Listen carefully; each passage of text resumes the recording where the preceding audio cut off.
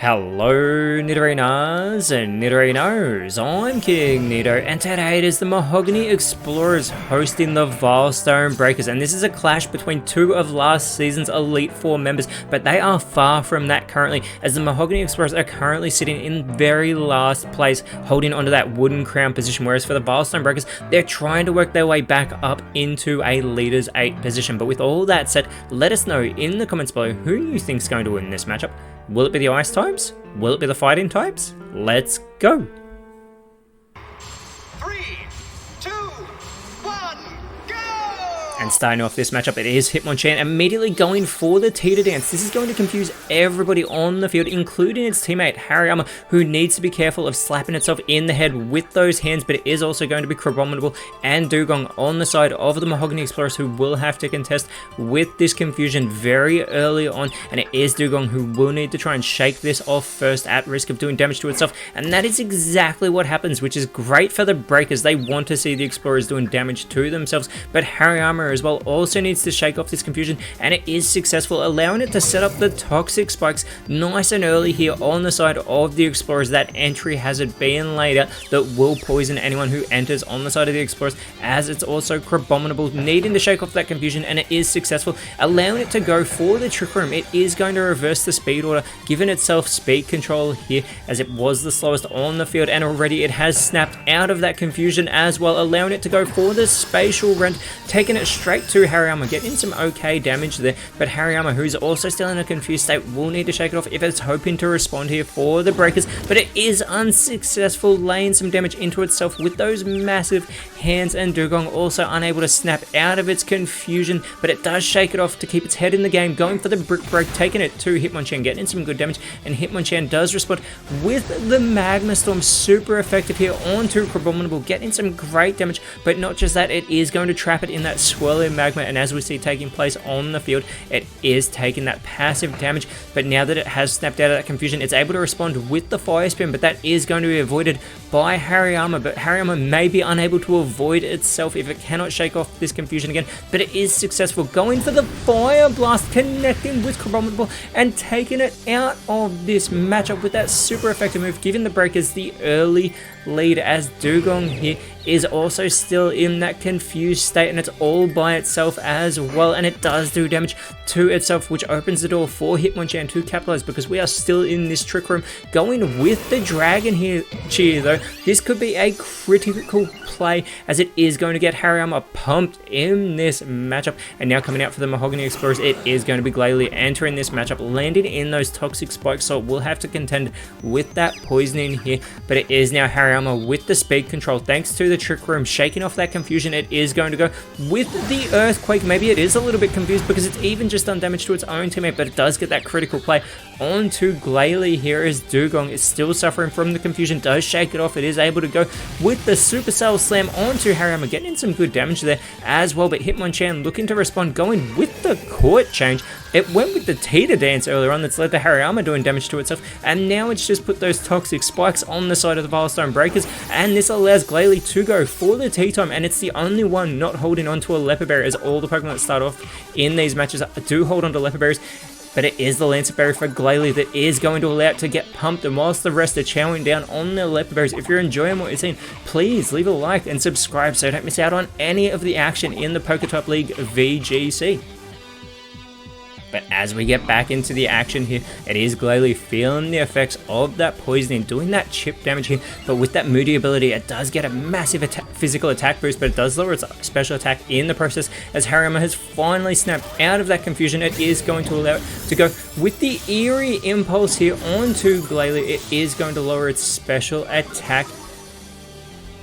However, it is Dugong having snapped out of its confusion as well, going with the Ice Hammer, bringing the hammer down onto Hariyama, but Hariyama is able to hang on by a thread. It does lower its own speed in the process, as Hitmonchan with the Parabolic Charge takes Hariyama out of this match. It's super effective onto Dugong, also doing some damage to Glalie. Hitmonchan is going to restore some of its own health, but it single-handedly seems to be keeping the Explorers in this matchup as well, working against its side, confusing Hariyama, who also responded doing that Earthquake to Hitmonchan. Maybe those two don't get along, but Glalie could capitalize here, going for the Blizzard, but Hitmonchan is able to get out of the way of that attack, but Glalie is not able to avoid that poisoning that has put it into knockout range already, and those twisted dimensions have returned to normal as it's a physical attack boost now for Glalie. It does lower its speed in the process, and now coming out for the Veilstone Breakers, it is going to be Poliwrath entering this matchup, who's also now landing in those toxic spikes that were switched to the side of the Breakers thanks to Hitmonchan,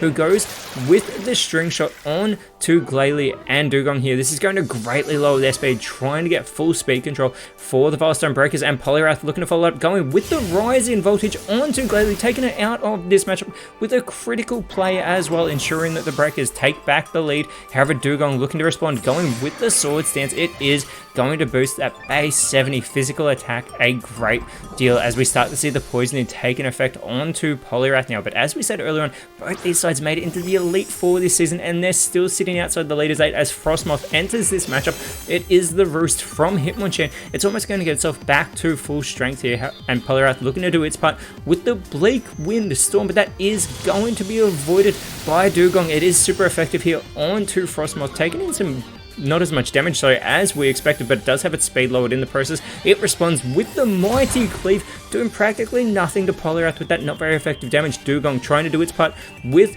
the Sleep Powder, but unfortunately that is going to fail. It must have targeted down that already poisoned Poliwrath, who's feeling the effects there from those toxic spikes. Hitmonchan is going with the Sand Tomb onto Frostmoth. Not very effective, but it is going to trap it in that quicksand that we will see do that passive damage, as Poliwrath is going with the Calm Mind, trying to maintain its composure amongst this poison. It is going to boost those special stats, including that base 90 special defense.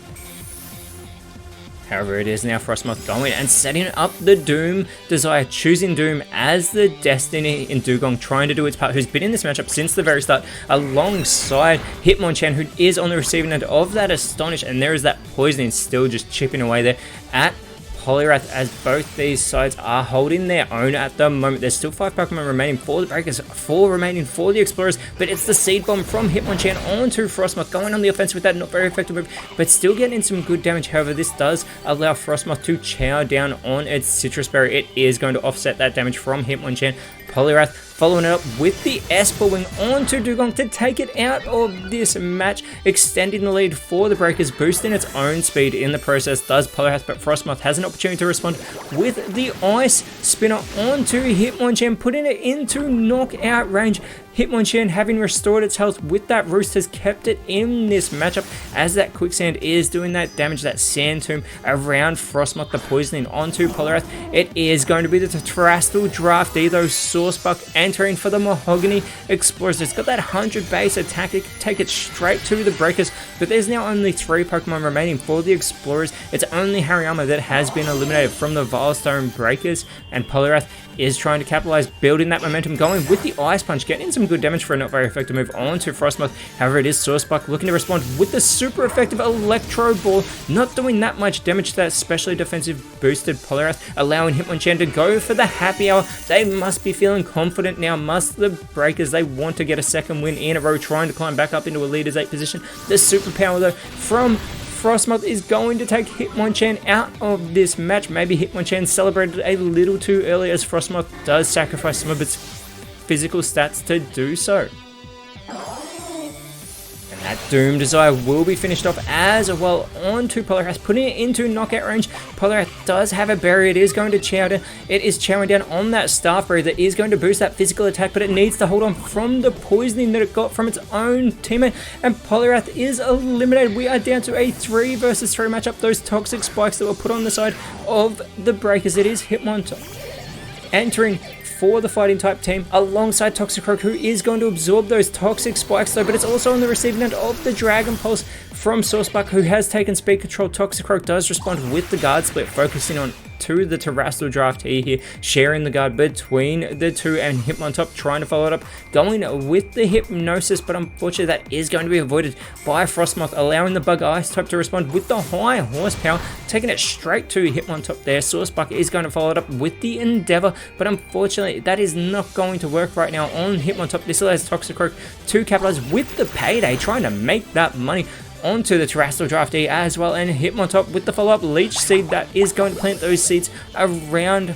Frostmoth trying to drain the energy of the bug type, who is going to respond with the super effective Arrow Blast, and it takes Hitmontop out of this matchup. The Explorers have just taken the lead, and the Breakers sending out their last Terrestrial Draftee entering this contest because it's Politoed making its way into this matchup, probably going to try and avenge or build on that momentum that Poliwrath was creating for the Breakers earlier on. But again, the Explorers have taken the lead. They've got the 3-2 advantage. They're trying to get off the bottom of the leaderboard. Sourcebuck going with the Power Trick. It is going to reverse switch its attack and defense stats as Toxicroak is going with the Esper Wing here onto Sourcebuck, getting some good damage there, and it is going to boost the speed of Toxicroak, trying to take that speed control. Politoed is going to follow up with the Healing Wish, which fortunately for the Breakers, that is going to fail. Their bench has been emptied. Frostmoth looking to capitalize though, going with the Hyper Voice, getting some good damage there onto Toxicroak, but it is going to chow down on its own Citrus Berry, so it's going to restore its health, offsetting some of that damage as well. And there's that Leech Seed still coming into play, sapping the health of Frostmoth, putting it into knockout range, restoring the health of Politoed as Toxicroak is going to dig its way underground. The Explorers will need to focus in onto Politoed here as Sourcebuck going for the Frenzy Plant, but it does target down Toxicroak. This is great for the Breakers, allowing Politoed to go with the Zen Headbutt onto its fellow Terrestrial Draftee. However, it is going to be Frostmoth trying for the Whirlwind, but again, the Breakers, their bench is empty, so that is going to fail. But what is not failing is that Leech Seed continuing to sap the health of Frostmoth, who is barely hanging on in this match, and the dig from Toxicroak is going to finish it off. We are down to a 2 versus 2 contest, but before the Explorers can send out their last Pokemon, it is the Clear Smog from Sourcebuck onto Toxicroak. Not very effective there, eliminating all stat changes, but Politoed as well looking to capitalize for its team, going with the Petal Dance to take Sourcebuck out of this match, completing the huge play for the Breakers, putting them in the lead, giving them the 2-1 advantage, as it is going to be Ice Cube coming out for the Explorers. It's on the receiving end of a Dragon Claw from Toxicroak that immediately is going to break that Ice face, so we can see that very nice face here of the Ice type, who has now got 130 base speed, and it goes with the Icicle Spear, this multi-hit move onto Toxicroak. The second one puts it into knockout range, it gets the third, and it gets the fourth to take Toxicroak out of this matchup. It's Politoed up against Ice Cube,